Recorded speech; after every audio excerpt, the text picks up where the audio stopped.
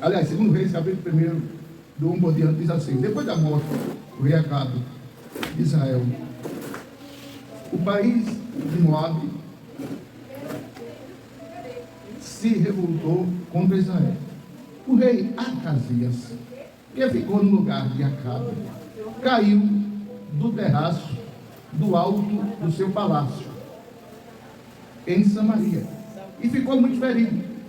Então mandou alguns mensageiros que fossem consultar Baal-Zebub, o deus da cidade filisteia, em Ecrom, a fim de saber se ele ia ser sarado. Mas um anjo do Senhor mandou que Elias, o profeta, fosse ao encontro desses homens com a seguinte mensagem: ó rei Acasias, lhe pregassem assim. E Deus mandou que Elias falasse assim: vocês estão indo atrás de Baal-Zebub, deus de Ecrom? Por acaso pensam que não há Deus em Israel?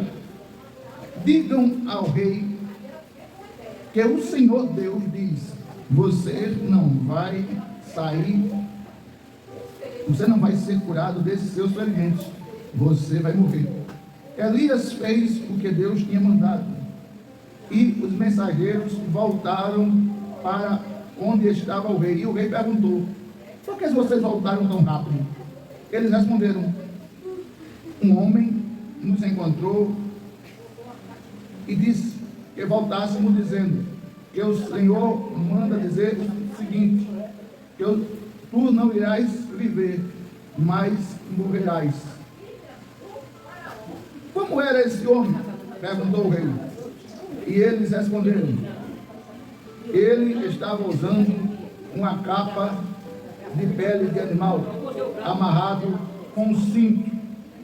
O rei respondeu: é Elias, o profeta de Deus. E você diz: amém. Pai, aplica a palavra no coração dos teus filhos, em nome de Jesus. Amém. Amados, eu estou sem relógio hoje.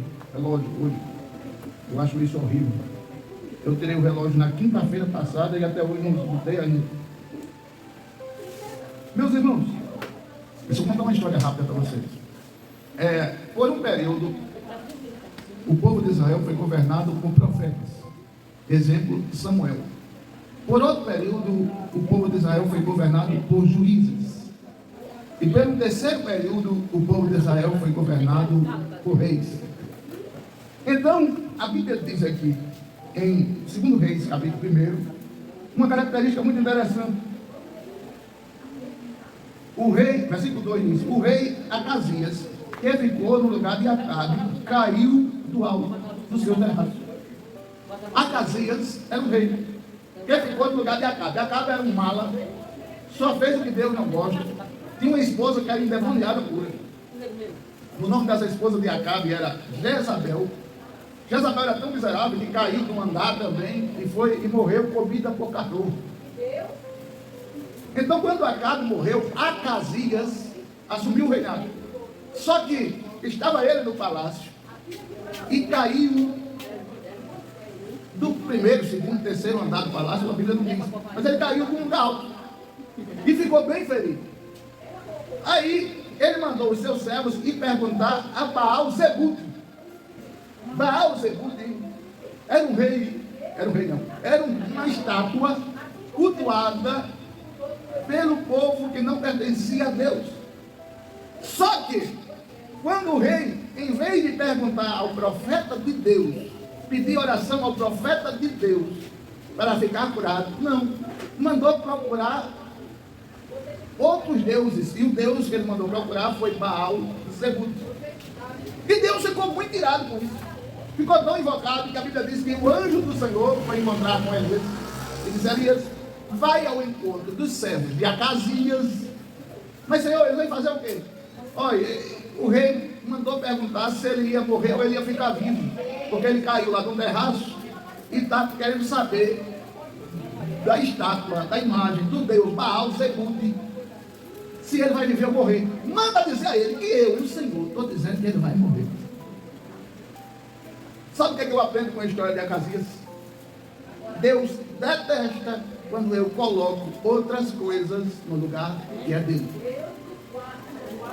Deus não gosta quando eu coloco outras coisas no lugar que é só dele. Entenda bem. O rei mandou perguntar a outros deuses se ele ia ficar bom. Mas em Israel tinha um profeta de Deus que falava com Deus. Em vez de ele mandar perguntar, o profeta de Deus mandou perguntar aos profetas de uma estátua chamada Baal-zebub. Quando Deus vê isso, diz Elias, vai entregar o recado a esses soldados que vêm aí perguntar a Baal-zebub se o rei Acasias vai viver ou morrer. Vai dizer a ele que ele vai morrer. E Elias vai ao encontro deles. Quando chega no caminho, aí Elias pergunta: vocês vão para onde? Nós vamos ali ao encontro de Baal-zebub perguntar se Acasias vai viver ou morrer. Porque ele caiu lá do segundo, terceiro andar e está querendo saber se vai viver ou vai morrer, vai ficar bom ou vai morrer. Diga a ele que Jeová disse que ele vai morrer. E os camaradas voltaram do caminho. Voltaram do caminho. Oxe, vocês já chegaram? Foi. E o que foi que houve? Não, é porque no caminho a gente encontrou um homem que ele disse que Deus disse que o senhor vai morrer. Aí Acasias se preocupou. Você pode ver que Acasias se preocupou. Você vê que Acasias perguntou no versículo 7 do primeiro capítulo de Reis, segundo Reis, como era esse homem? É assim que tem na Bíblia de vocês? Versículo 7 diz o que, irmão? Lembra não, né? Versículo 7 diz o que, José Vargama?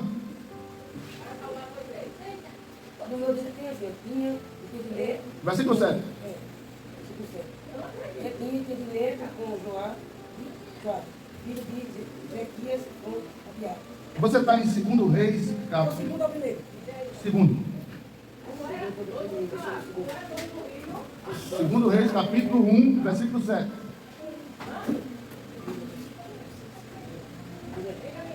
Outra organização é, porém, como o filho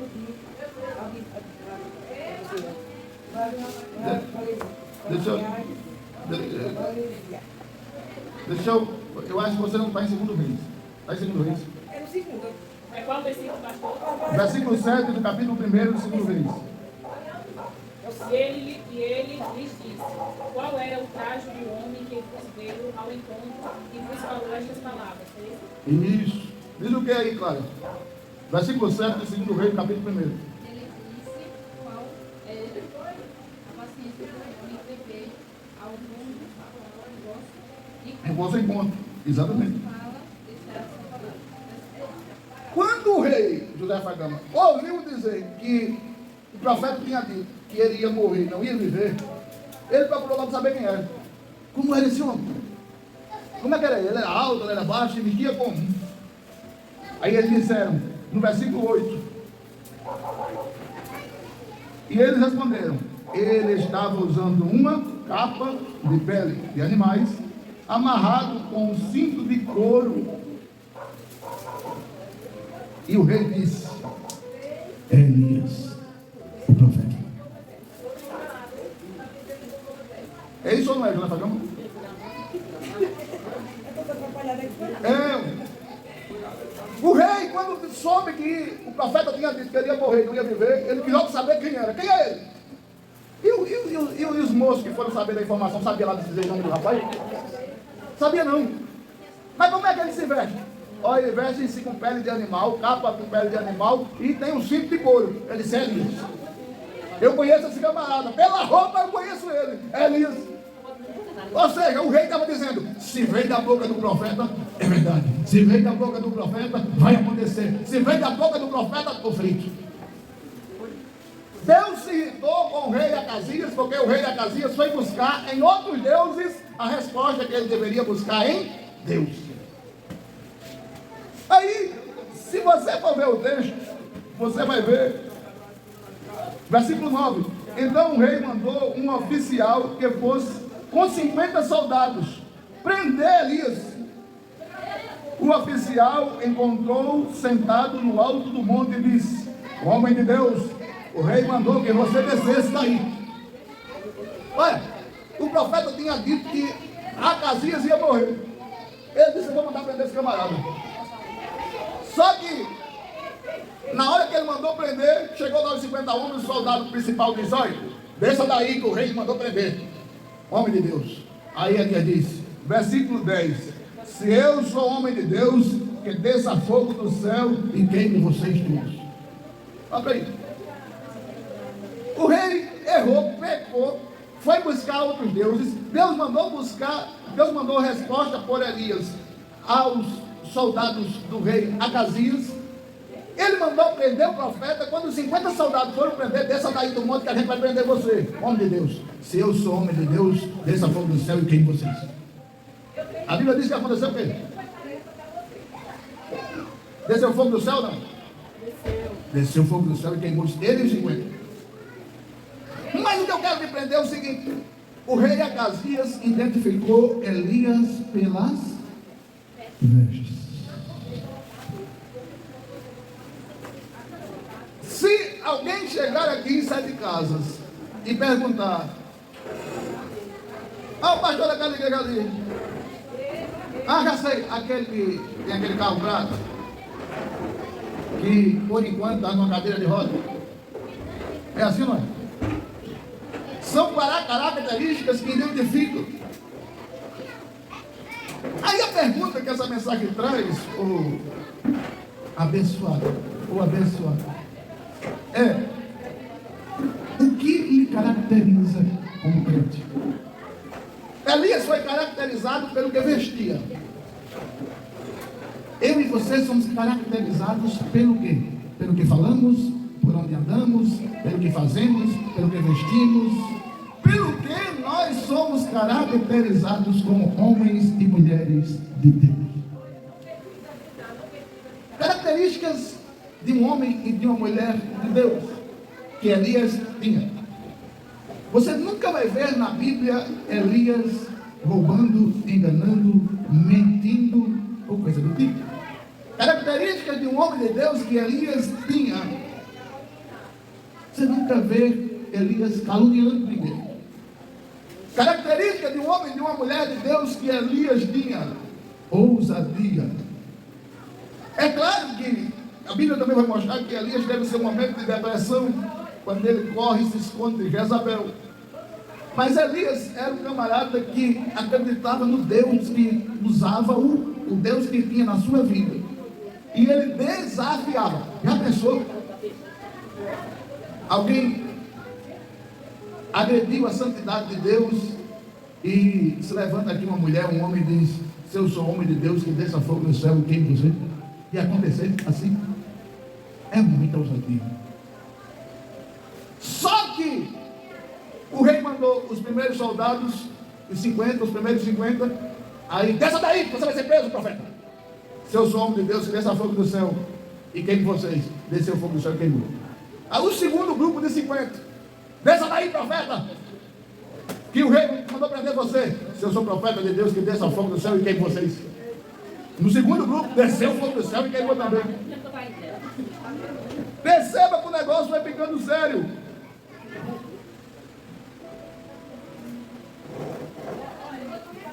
Perceba que o negócio vai ficando sério. Só que no versículo 13 diz assim: o rei mandou mais um oficial com 50 soldados. Ele subiu o morro, ajoelhou-se de frente de Elias e pediu. Versículo 13. Os outros soldados chegavam cheios de direito para Elias: desça daí que você vai ser preso, homem de Deus. Se eu sou homem de Deus, que desça fogo do céu e queime vocês. Se eu for descer e queimar. Só que no versículo 13, os outros 50 soldados tiveram inteligência.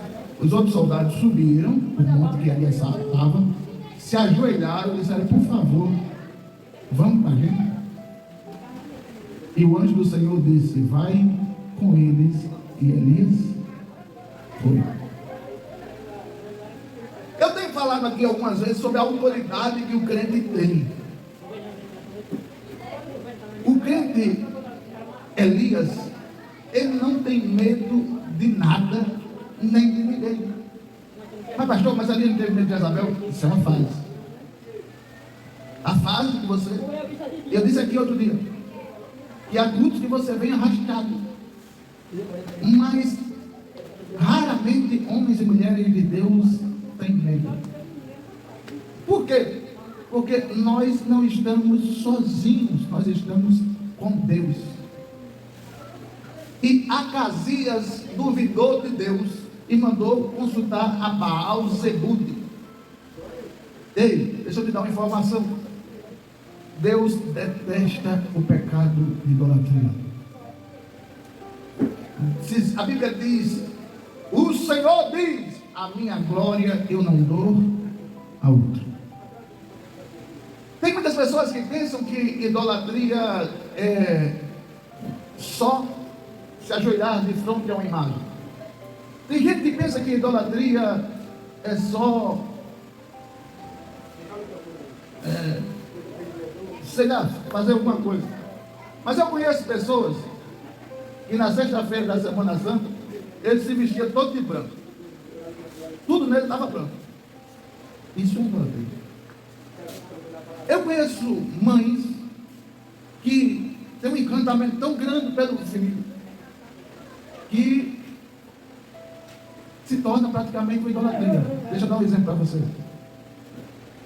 Eu já vi uma mãe fazer o seguinte: ela precisava pagar uma conta de luz e o filho queria um chocolate da... esqueci o nome da empresa agora. Não era Nestlé, não, era outro. Cacau Show, exatamente. Cacau Show. E a energia dela custava R$79. E o ovo da Cacau Show, você lá que trouxe ela, custava R$50. Ela disse: não tem problema, meu filho, vou comprar seu chocolate, deixa a conta de luz para o segundo plano. Isso é idolatria. Mas como assim, pastor, isso é idolatria? Quando você deixa de dar prioridade ao que você deve dar para fazer uma coisa, para agradar, pode ser seu filho, sua filha, sua tia, sua avó, sua... Agora, depois, se ela tivesse condições de pagar, comprar o chocolate lá, ela compraria.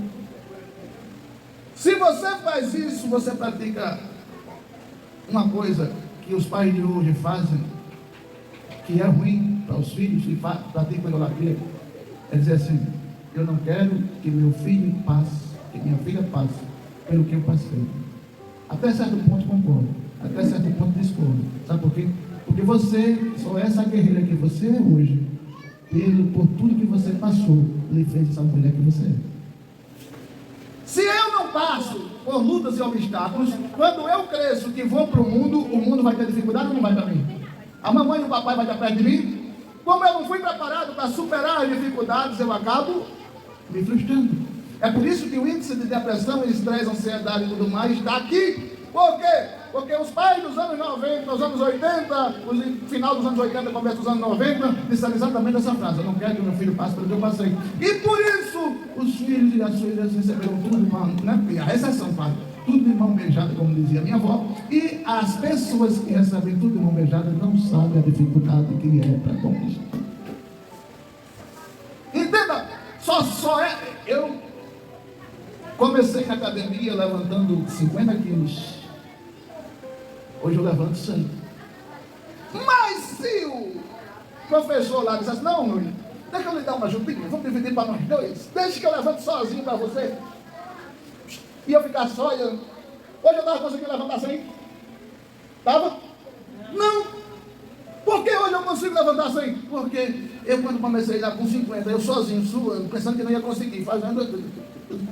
Se o professor dissesse: não, eu estou com pena de você, deixa eu fazer para você, eu não ia chegar no meu objetivo. Não, filho.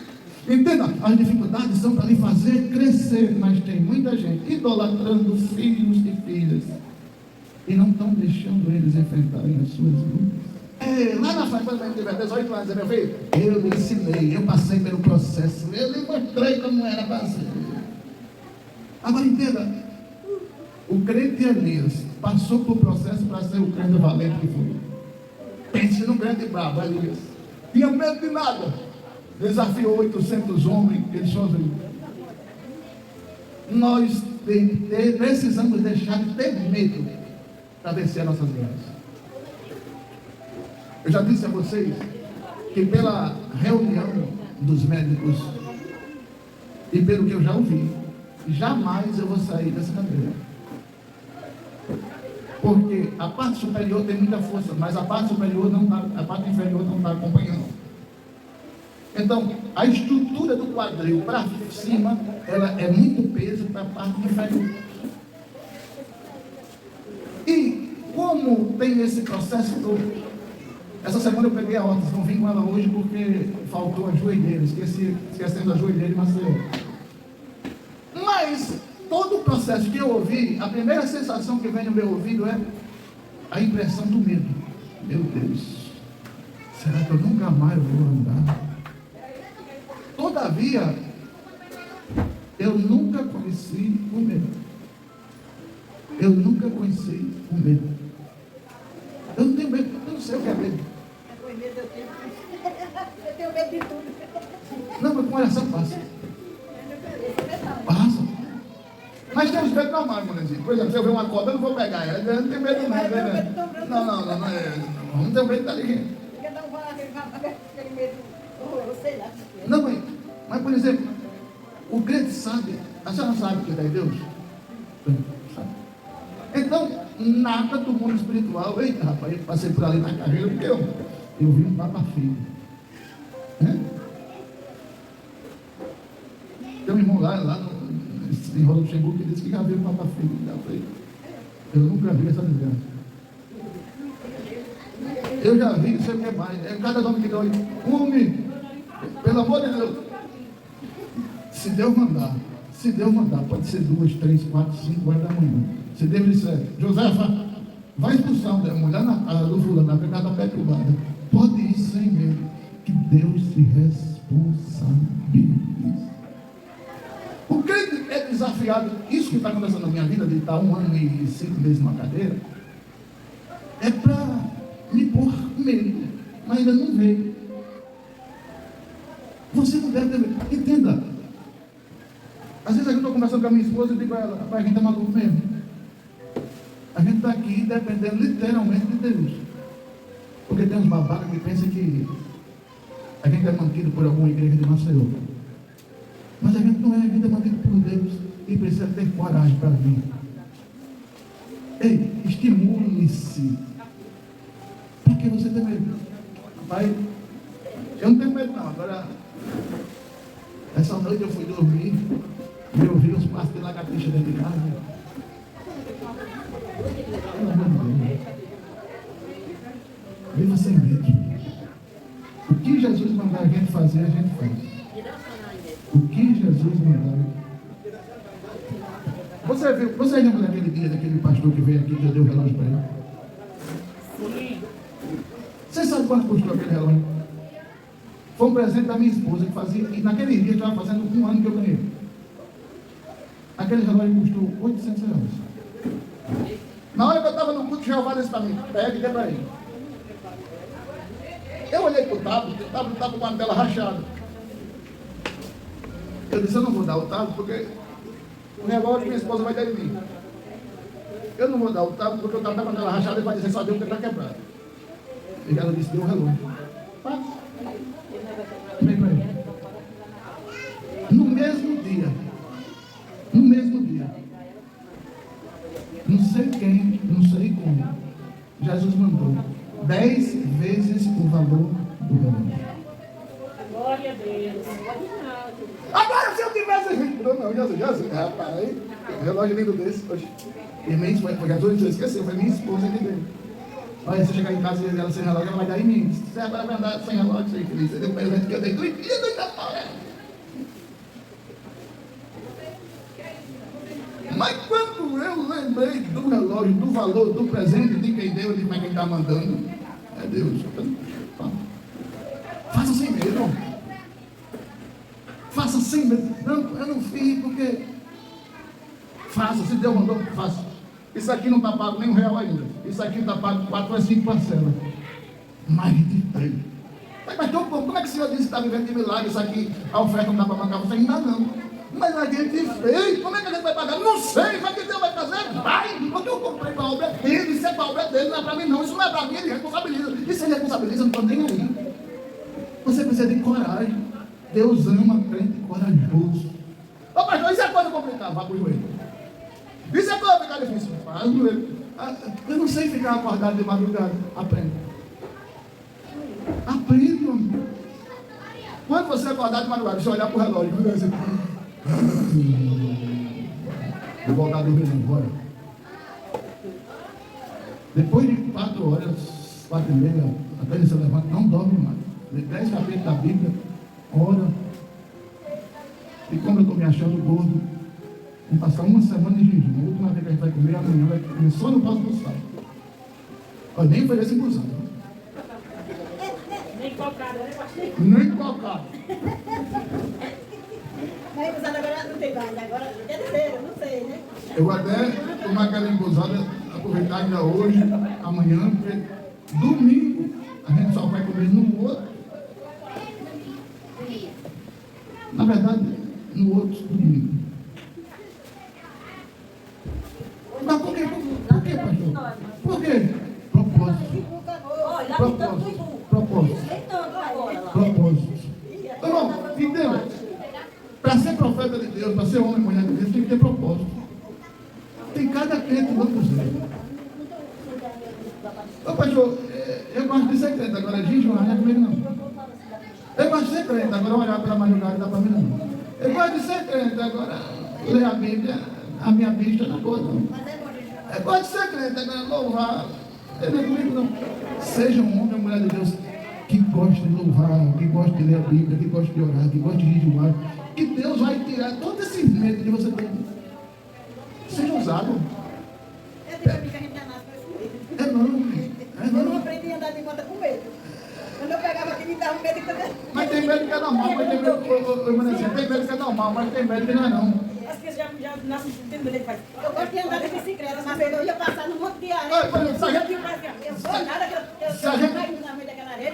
Se a gente apagar a luz aqui agora e alguém pegar no calcanhar de alguém aí, você vai ouvir. Que é isso? Isso é uma coisa normal. Elias era um crente que não tinha medo. Não tinha medo não. Característica do crente ousado, não tem medo. E a pessoa acaba de dizer, pode diga a ele que ele vai morrer, vai viver não. É muita coragem. Apenas ter coragem. Como pastor? Louvando, orando, lendo a palavra, jejuando. Amém? Pai, em nome de Jesus, aqui está teu povo. Que nós possamos ser usados. O Senhor não gosta de crente medroso. O Senhor não gosta de crente que corra da situação. Mas em nome de Jesus, eu digo em nome de Jesus, todo medo, todo pavor, seja repreendido no meio do teu povo, em nome de Jesus. Em nome de Jesus, dá coragem, ânimo, disposição para jejuar, orar, ler a tua palavra, ouvir louvor, entregar a vida a tempo completo e sem medo, em nome de Jesus. Amém. O amor de Deus, a graça do Senhor Jesus e as duas consolações do Espírito Santo seja com todos. E todos dizem: antes que você vá embora, tem uma irmã aqui completando 75 anos. É 75? Ah, não, não é 75 anos não. Quantos anos é mesmo? Quantos anos é mesmo? 60. Quantos anos a irmãzinha está completando? Ah, é 67. Eu mais estou de 75. Parabéns.